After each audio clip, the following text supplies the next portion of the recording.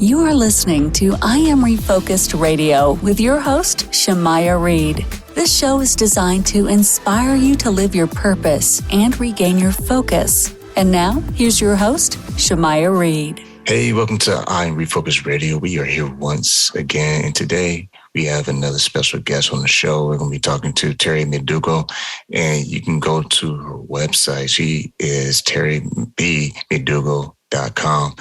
And we're going to talk about today's topic, winning the game of work, shifting your mindset and learning skills that support your professional success and personal happiness. We're going to learn about Miss Terry today. But before we go too deep into it, I just want to welcome her to the show. Say, how you doing today? I'm doing great. How are you? Doing awesome. Doing real awesome. So you as a professional, you're not just a career coach, but you're a high achiever yourself. And with that professional success, we're going to dive into today's topic, and that is winning the game of work. We all have to do it, right? It's the way to go to be successful. So before we explore the topic, tell the audience a little bit about yourself. Well, yeah, as you mentioned, I'm a executive and career coach, and I'm an author of Winning the Game of Work. I have been doing coaching full-time since 2017, but before that, I spent 30 years in the corporate world as a marketer.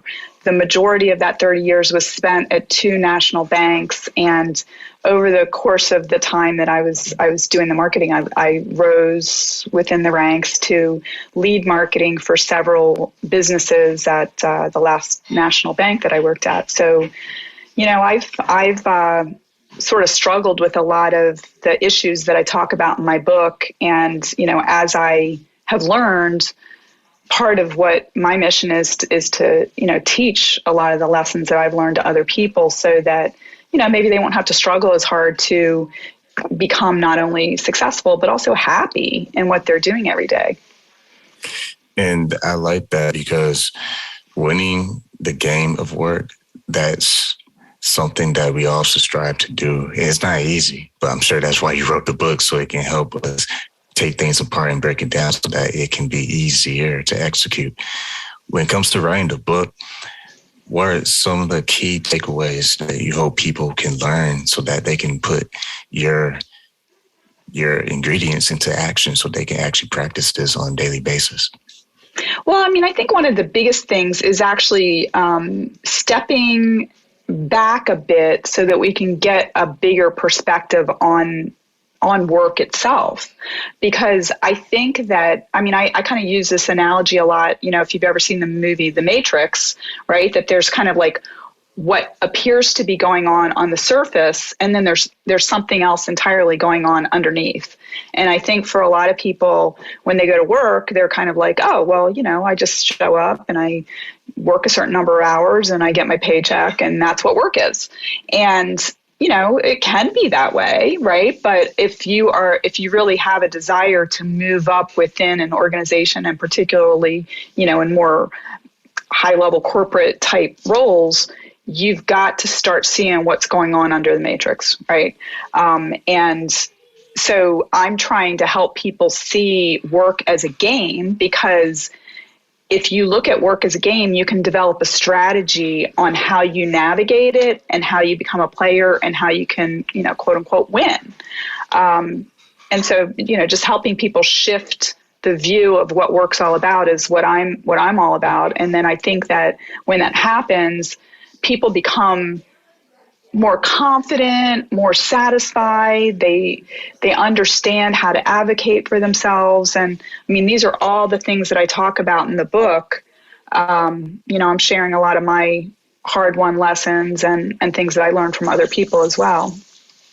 And you also explore the idea of the individual recognizing the value that they do have. And with that value, they can use that to their advantage when they perform at a high level at work. Yeah, absolutely. I came across some research by this professor at Harvard Business School named Tom DeLonge when I was writing the book, and he studies high achievers. And his hypothesis is that high achievers are addicted to external validation. And that blew me away when I read that, because what that made me realize, it made a lot of sense to me personally, but also some patterns that I see in my practice as a coach, is that, a lot of times people are very, very accomplished. They're smart. They have a lot of success behind them.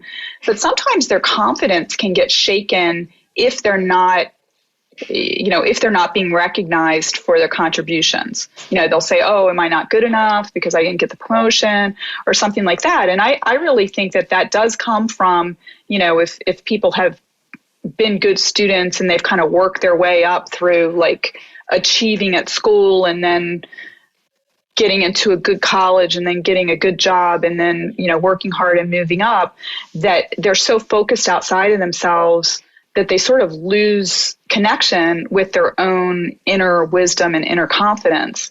And once we begin to see that, we can start making a choice about how much of our power do we give away to other people, to say like, oh, I'm going to allow you to determine whether I'm worthy or valuable or not. So I'll just stop right there.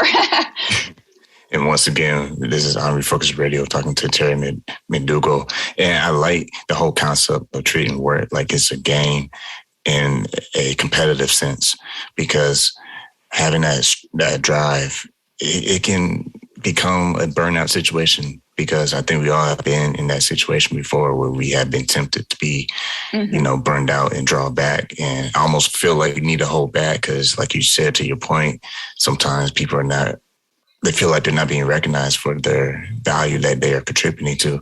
And as being a leader, just a quick curveball for you, how important is it to embrace this idea of treating work as a game? Because as a leader, sometimes it's required of you to go the extra mile.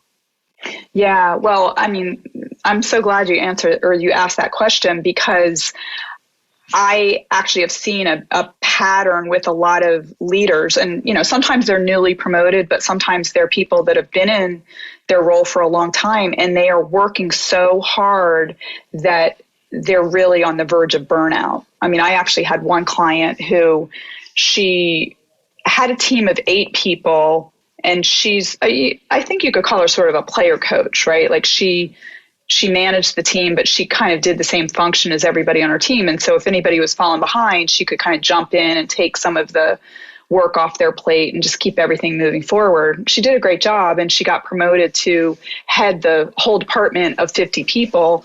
And she started approaching running a department of 50 the same way that she did her team of 8. And when she and I started working together, it was she'd maybe been in her role for a few months.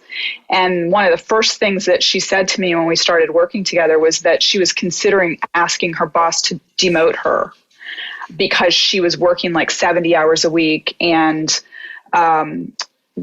she had young children at home.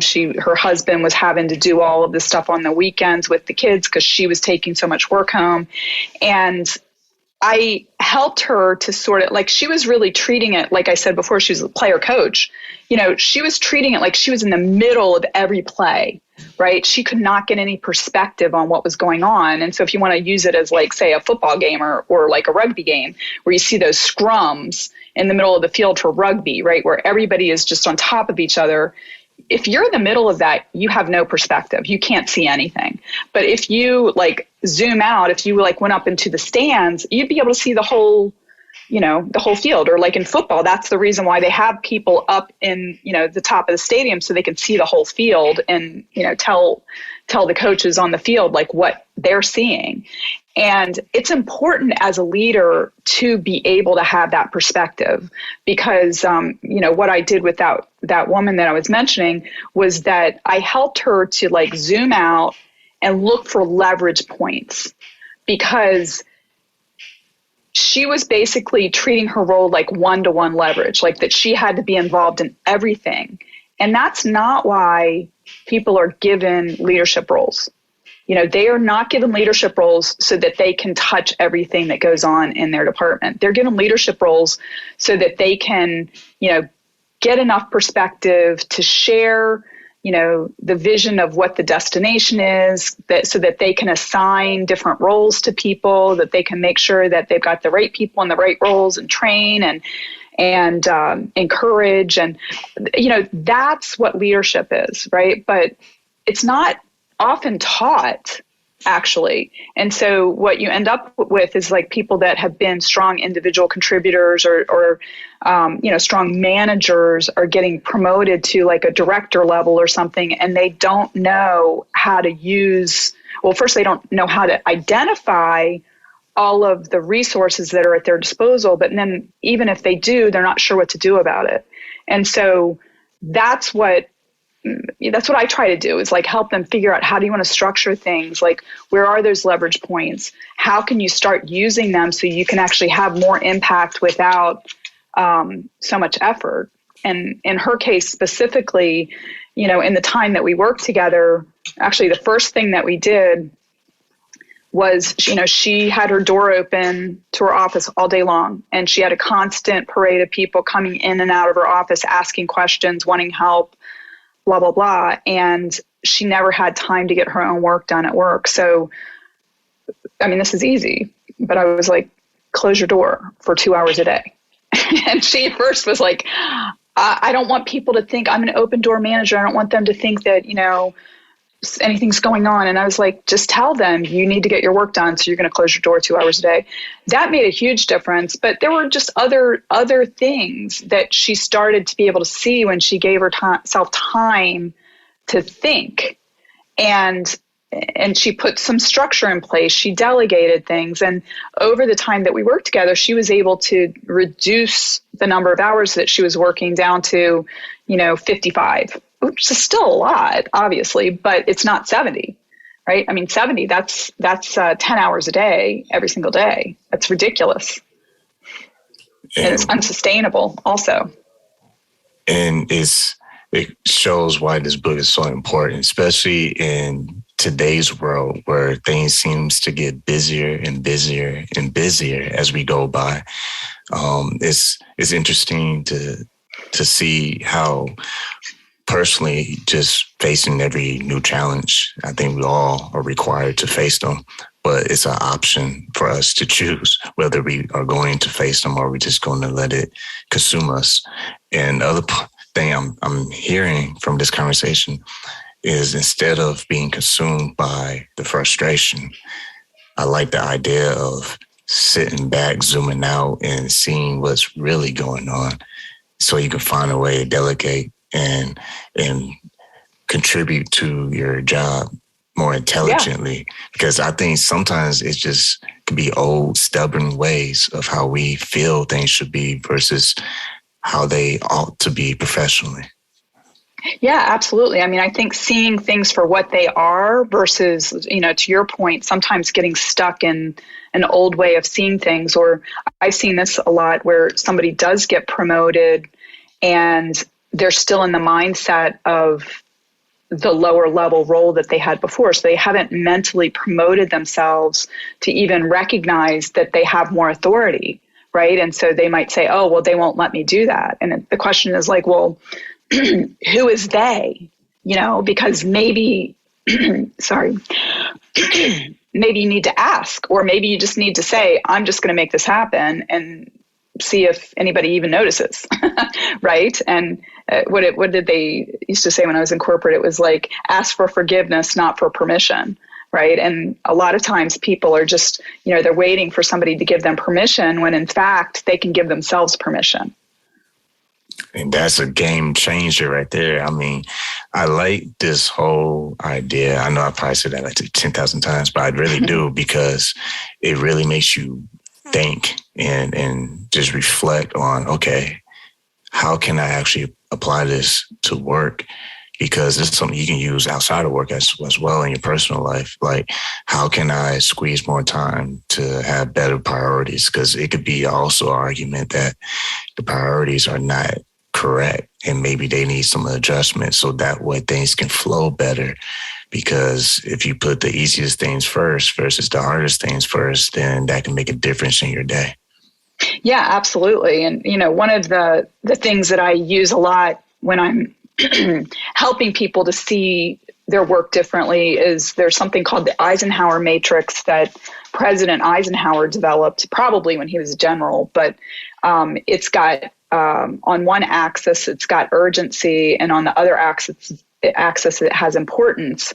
And there's 4 boxes, right? And the things that we end up focusing on, obviously, are the urgent and important, right? Like, if something's urgent and it's important, of course, that's going to be at the top of the list. But unfortunately, the second most common thing we tend to focus on are the things that are urgent and not important. And, because it's urgent, right? It's like our email is dinging, or like that person that I was talking about earlier, somebody showing up at her door with a question. That's urgent. But what happens is the things that aren't focused on are the things that are important and not urgent. And I've seen it tons of times in the corporate world is that, people put the important but not urgent on the back burner, or they just forget about it altogether.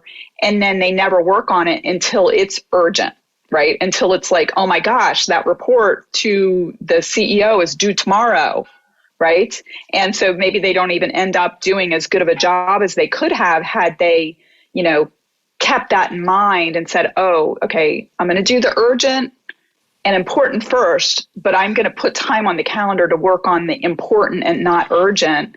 And I think also to kind of the point that you were making is that sometimes the important but not urgent might be putting systems in place to deal with those, wildfires that end up coming up, again and again and again, right? Rather than us like putting the fires out all the time, maybe we just need to be like, hey, why is this happening? Why don't we focus on fixing the underlying issue so this never happens again, rather than, getting, having to deal with those urgent things all the time. Yeah, because how you're putting out the fire can actually be causing more damage if you're not careful. Yeah, totally. Totally. And wasting time. And, I think about whenever I was in corporate that I think the first year that I was in a particular job, I didn't know that at the end of the year, my boss was going to ask me for like some budget numbers about, specifically what it was about was how much money we gave to charity. Like our team, it was marketing, but we were responsible for charitable sponsorships and that kind of thing. So I'm just doing all year long, just doing this. And then at the end of the year, he says, oh, well, how much money did we give in total? And I had no idea because the information was in, 150 different files. And so we had a fire drill where, everybody on my team had to go back and, find all that information. And so eventually I put a system in place to capture all that on the front end, right? So the next year there wasn't that fire drill and it was, okay, let's just, open up the database and run a report off the database and I can give it to them. But I could have ignored that, right? I mean, it was extra work to put that database in place. But once it was in place, we never had to have that fire drill ever again, right? And it took a lot of time and effort to do that. It took a lot of time and effort to pull the information out of 100 different files. And it took some effort to build the database and to get people to use it. But once we did, we never had that first problem again. Yeah, I'm also hearing that there's a benefit in doing it as you go along the way versus waiting for the harvest to be there. And it's like, oh man, I have to play catch up, unnecessary catch up. That creates even more frustration on top of the normal day-to-day frustration in the office. And that's interesting because you also play with the word unleash your superpower in the workplace. And once again, if you're just now tuning in, you listen to I'm Refocused Radio, talking to Terry McDougall. And when it comes to unleashing that superpower, quote unquote, it's like what I was saying a few moments earlier. You're preparing yourself, doing little tasks along the way. So that way, when it is needed at one point in time. You're not scrambling like a quarterback. Like he doesn't call a play after he gets the ball. He kind of goes over the play before he says hype. Exactly. Right. Everybody knows. Yeah, everybody's on the same page, and that does require some, training and some communication. That's a good analogy. I think touching on the whole idea of the superpower, one of the things that I've seen quite often, and, maybe this is a little bit speaking to confidence as well, is that a lot of times, people can be good at something and they take it for granted in themselves because they say, oh, well, this is so easy for me. Everybody can do this, right? Like everybody's good at building rapport. Everybody's good at seeing trends in data or whatever, because for that person, that is easy. And so they don't value it. But I always say to people, like, the things that come easy for you are probably your superpower. And it's important to recognize that, because then, you speak up, you share your perspective. Because I wrote about this, lesson I learned earlier in my career in the book that, I think after I got my MBA and I went to work for this bank in North Carolina, I was in these meetings with senior level executives, and they'd, be talking about some problem or issue or whatever. And I'd come up with an idea, but to me, it came so quickly. I'd think, oh, I'm not going to say anything because there's so many more senior people in here, and they probably have already thought of this and just rejected it as a bad idea. And then, of course, what would happen is, 40 minutes into the meeting, somebody else would come up with the idea that I came up with in the first 5 minutes, but I didn't say anything. They would say something, and people would be like, oh, that's a great idea. And so it's, I was actually wasting people's time by not sharing my idea. But it's because I just took my superpower for granted. I wasn't valuing it. And it's important for us to do that. I think both for the good of the organization, but also for our own, confidence building and our own validation about our worthiness to be in the roles that we're in. And with that point being placed right there about speaking up and sharing your ideas with your value system, your superpower, that you have your unique perspective that can literally save people a lot of heartache down the road. Wouldn't it be interesting, someone listening right now, and they can think about their day job and say, oh, you know what? I probably experienced that. And here's the kicker. Is it safe to say sometimes we build unnecessary walls at work because of distrust, because of the fact that we are used to people not speaking up and not sharing their perspective? Yeah, I mean, there's a lot of fear about, the reality of the workplace is that there are a lot of different types of people that we work with. And each person brings their own unique perspective and gifts to the workplace. And, organizations and teams function well when it's safe for everybody to speak up and share their perspective. Now, unfortunately, in a lot of cultures, it's not safe, right? Like there's a blaming culture, or, maybe there's some, abusive management in place or something like that. But I also think that, even if it's not a toxic culture, that sometimes people just get in the habit of editing themselves, for, because they're not valuing their perspective. And, I've coached people at times where, we talk about this exact thing that I was talking about, like speaking up in meetings as an example.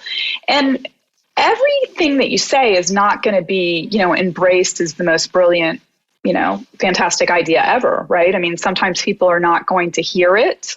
Maybe you'll say something and then 5 minutes later, somebody else will say something really similar. And the second time it comes up, it's going to be understood and embraced, and that doesn't always feel good. Or maybe you say something and people say, oh, I don't think that that's going to work.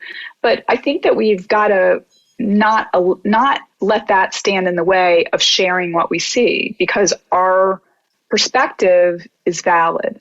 And, you can sometimes couch things. I mean, I don't really think it's good to say, oh, maybe this isn't a good idea. I don't think that that's a good thing to say, but you could say, well, from my point of view, this seems to make sense, and just put it out there and see what people say. Sometimes it can be just like the seed that gets somebody else going and they add their idea. And the next thing you know, you've got some brilliant, strategy going. But, risk a little bit, right? Because it's just like, we've gone back to the idea of this being a game.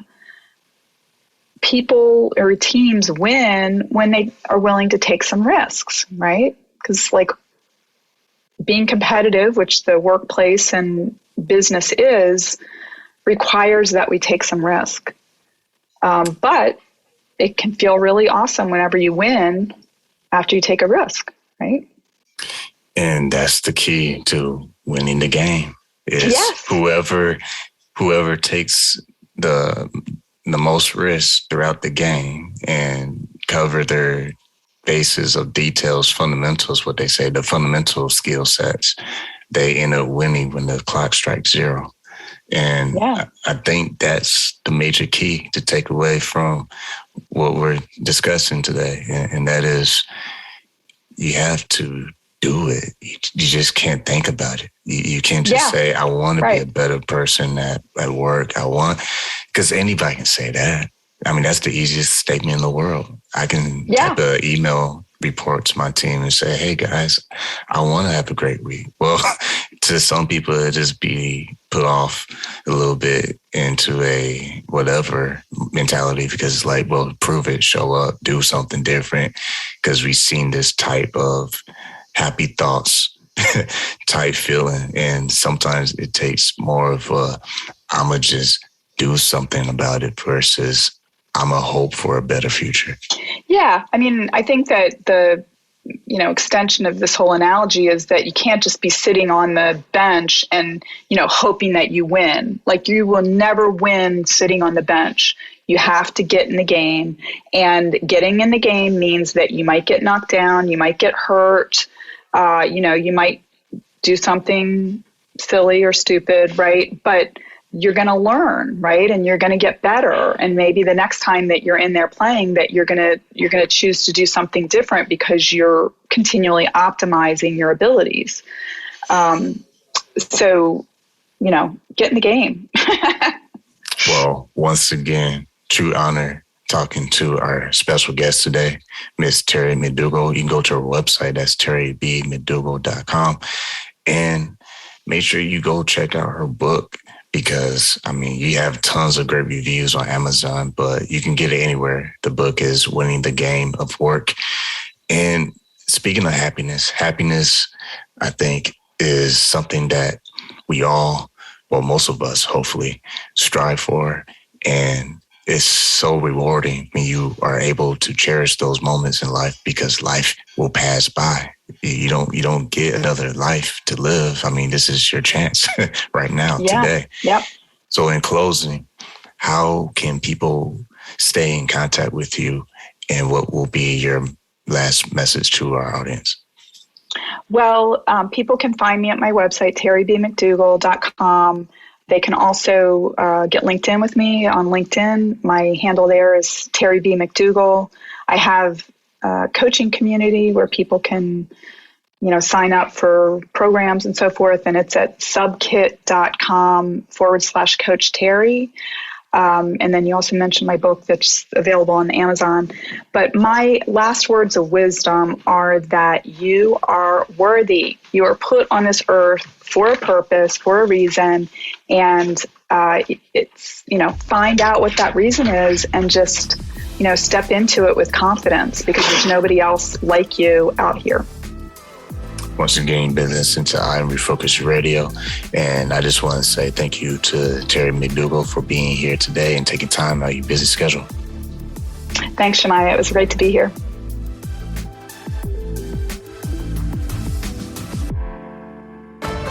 I Am Refocused Radio is brought to you by Foo 4 Star and Holy Crab. Foo 4 Star is a family-owned Asian restaurant in San Antonio, Texas.